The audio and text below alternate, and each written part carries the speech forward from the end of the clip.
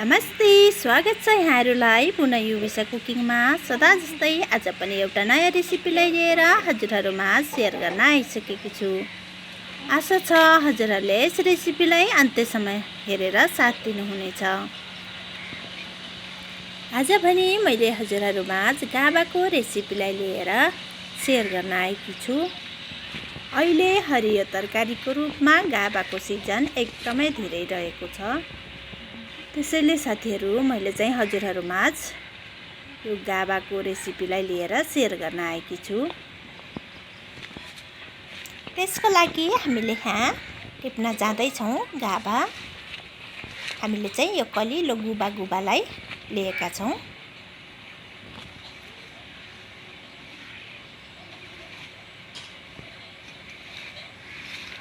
यो गुबा चाहिँ एकदमै मिठो हुने गर्छ।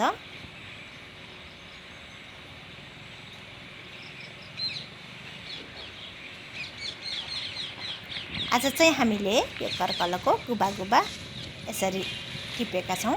हेर्नुहोस् त, यसरी लिएका छौँ। हामीसँग गाभाको ठुलो बोटहरू चाहिँ छैन। यो तरकारी खानको लागि चाहिँ हामीलाई पुग्ने छ। आज हामीले यो गाभाको यसरी यो करकलको गाभाको कलिलो गुबा निकालेका छौँ।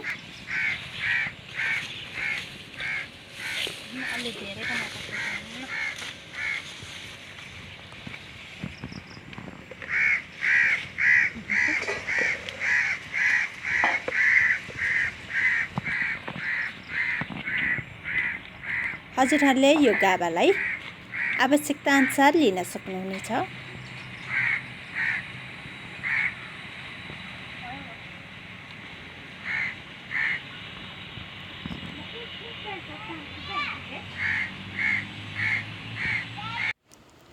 अब हामीलाई आवश्यकता अनुसार हामीलाई चाहिने जति गाभालाई टिपेर ल्याइसकेका छौँ। हामीले यसलाई अब हामीले यो गाभाको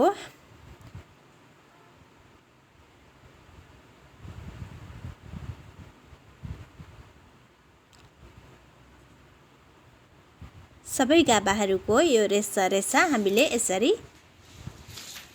फाल्नेछौँ।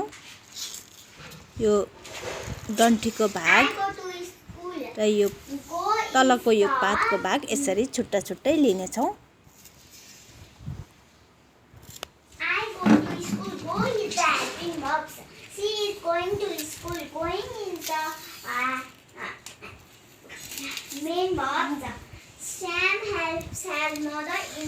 यो रेसा चाहिँ हामीले राम्रोसँग सबै यो गाभाहरूको यसरी नै फाल्नेछौँ।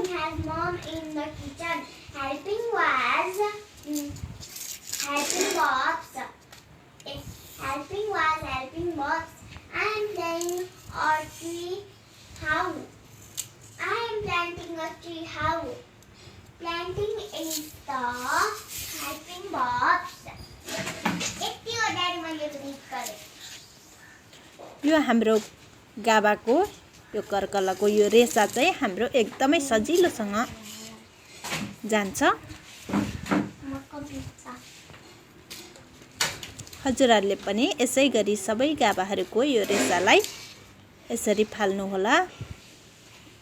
हजुरहरूले कसले यो गाभाको तरकारी खानुभएको छैन भने एकचोटि ट्राई गर्नुहोला भन्न चाहन्छु। हामी सबैको घरमा उपलब्ध यो गाभाको तरकारीको सिजन यति बेला एकदमै पाइन्छ।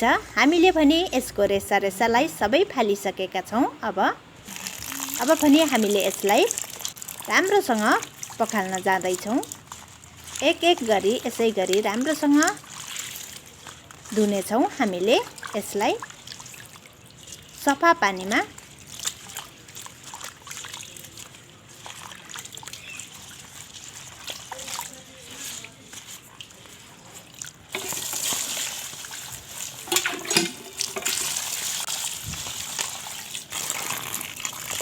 हामीले यसै गरी यसलाई 2-3 पटक राम्रोसँग पखाल्नेछौँ।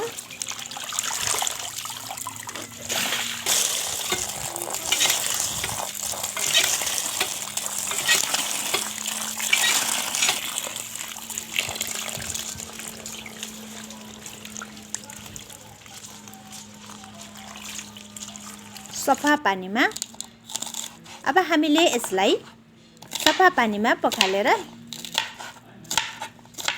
ल्याएका छौँ। यसलाई हामीले अब यसरी मसिनो गरी काट्न जाँदैछौँ। यो डन्ठीको भागलाई पनि हामीले यसै गरी काट्नेछौँ।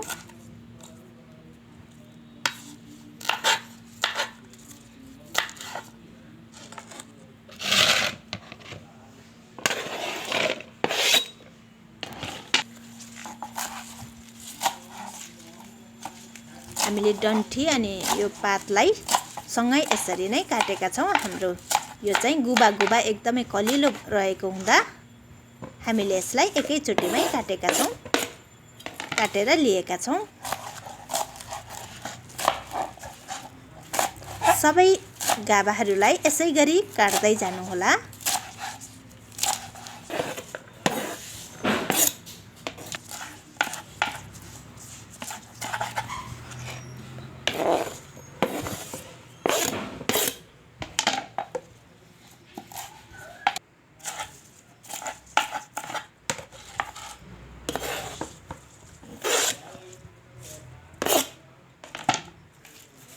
आजको यस गाभाको रेसिपी पनि म मेरो आफ्नै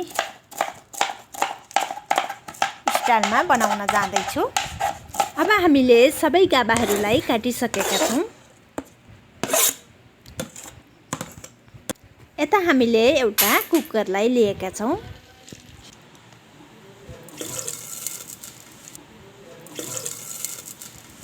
दुई गिलास जति हामीले पानीलाई पनि राखेका छौँ। हाम्रो पानी हल्का तात्न सुरु गरेको छ। अब हामीले अघि काटेर राखेको यो गाभालाई एड गरिदिएका छौँ।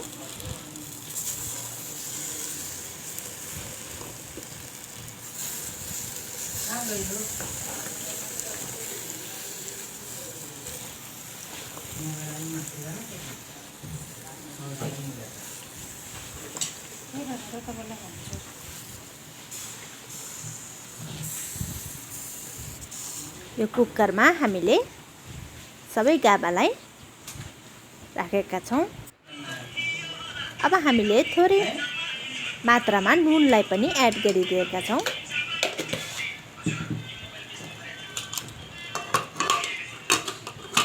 केही बेर हामीले यसलाई ढक्कन लगाएर छाडेका छौँ। हामीले कुकरमा 2-3 सिटी लगाएका छौँ। यता पनि हामीले एउटा कराईलाई लिएका छौँ। यता पनि हामी त्यसलाई चाहिने सामग्रीहरूलाई तय पार्न गइरहेका छौँ। यता हामीले लिएका छौँ प्याजलाई काटेर लिएका छौँ। साथसाथै हामीले जिरा धनियाँलाई पनि पिसेर लिएका छौँ। त्यसै गरी हामीले हरियो खुर्सानीलाई काटेर लिएका छौँ।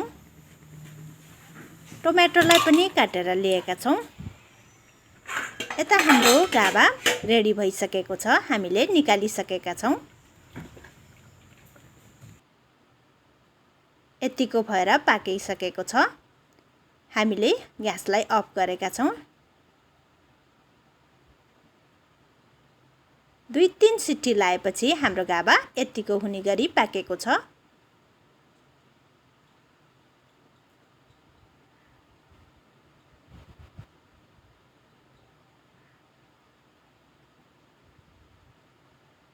एकदमै छिटो पाक्ने गर्छ यो गाभा। यता हामीले अब तेललाई रेडी बनाउन जाँदैछौँ। आवश्यकता अनुसार तेललाई लिन सक्नुहुनेछ।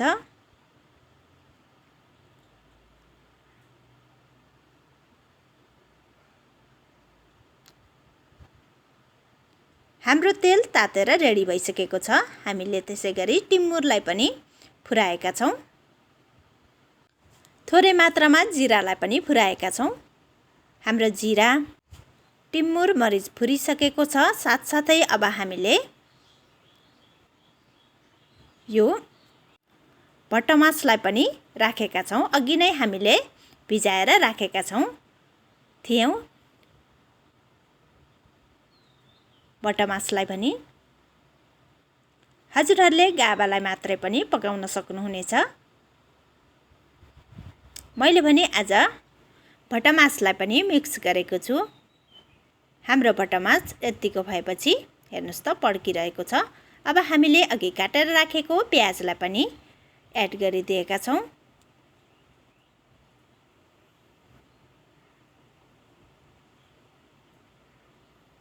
साथसाथै अघि काटेर राखेको हरियो खुर्सानीलाई पनि राखेका छौं।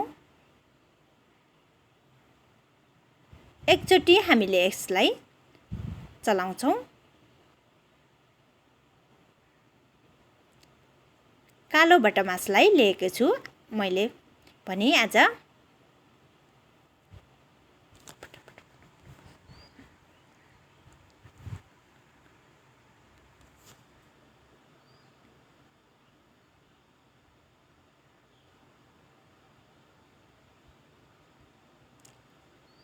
साथसाथै अब हामीले आवश्यकता अनुसार बेसारलाई पनि राखेका छौं।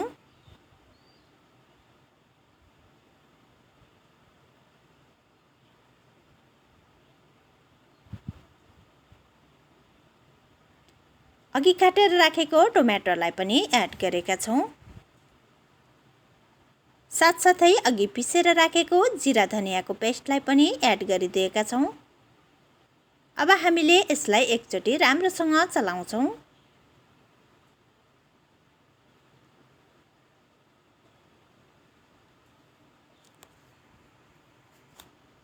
केही बेर हामीले यसलाई यतिकै नै छाड्छौं पाक्नका लागि। स्वाद अनुसार नुनलाई पनि लिएका छौं। अघि हामीले गाबामा पनि नुनलाई राखेका छौं। सो साथीहरु, त्यसैले हामीले थोरै मात्रामा नै नुनलाई राखेका छौं।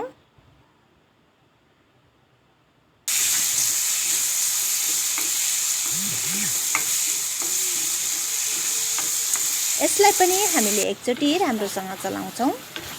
हाम्रो टमाटर हेर्नुस् त पाकेर यतिको भइसकेको छ, ग्रेभी भइसकेको छ। अब हामीले अघि सिटी लगाएको यो गाबालाई एड गरिदिने छौं।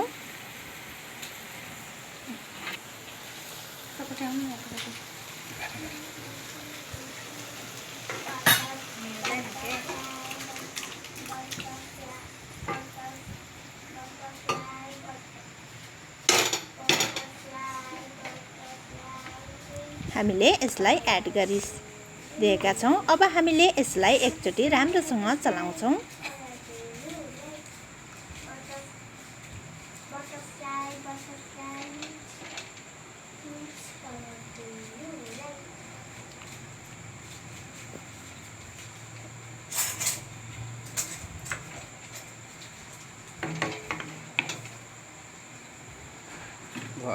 यसलाई पनि हामीले केही बेर पाक्नका लागि 2 मिनेट जति यतिकै नै छाडेका छौं।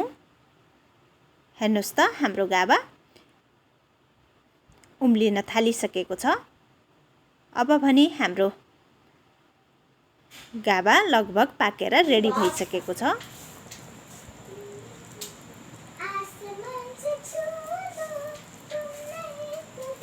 थोरै समयमै पाकेर तयार हुने यो हाम्रो एकदमै स्वादिष्ट गाबाको तरकारी हजुरहरूले बनाउनु भएको छैन भने एकचोटी बनाएर ट्राई गर्नुहोला भन्न चाहन्छु। हेर्नुस् त एकदमै परफेक्ट अनि यम्मी बनेर तयार भइसकेको छ हाम्रो गाबाको तरकारी। थोरै समयमै अब भने हामीले कागतीलाई लिएका छौं। थोरै मात्रामा हामीले यसलाई कागतीको रसलाई पनि निचोरेर राखेका छौं। हजुरहरूले कतिको अमिलो खानुहुन्छ, कतिको मन पराउनुहुन्छ सो हिसाबले लिन सक्नुहुनेछ। यसलाई पनि हामीले एकचोटी राम्रोसँग मिक्स गर्नेछौं।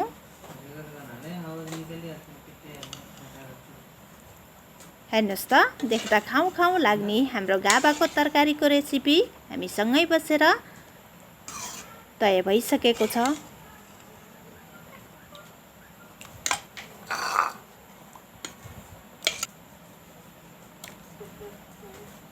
अब भने हामीले एउटा कटौरामा सर्भ गर्न जाँदैछौं। हामीले कागतीलाई पनि राखेका छौं। आजको यस रेसिपी हजुरहरूलाई कस्तो लाग्यो? मन परे लाइक कमेन्ट सेयर पनि गरेर साथ दिनुहोला है त भन्दै आजको यस रेसिपी भिडियोबाट बिदा हुन चाहन्छु। अर्को रेसिपी भिडियोमा भेट्ने नै छु। यतिखेरसम्मको लागि बिदा हुन चाहन्छु। Bye bye.